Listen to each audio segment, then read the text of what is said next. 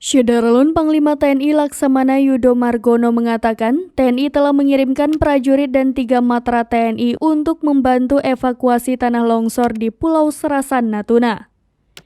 Ia mengatakan TNI telah mengirimkan prajurit Batalion Komposit Angkatan Darat, prajurit TNI Angkatan Laut, dan Angkatan Udara.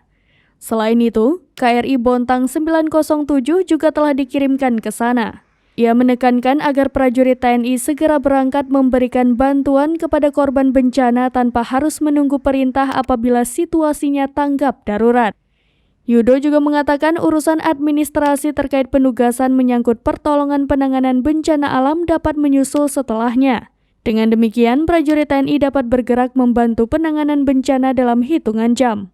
Diberitakan sebelumnya, Kepala Badan Nasional Penanggulangan Bencana, Letjen TNI Suharyanto mengatakan berdasarkan perkembangan data per kemarin pukul 17 waktu Indonesia Barat, jumlah korban meninggal dunia akibat tanah longsor di Natuna menjadi 11 orang.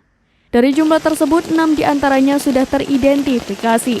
Sementara itu, masih ada 47 orang masih dinyatakan hilang, 5 luka berat dan 3 luka sedang. Selain itu, data pengungsian ada sebanyak 1.216 yang tersebar di 4 titik.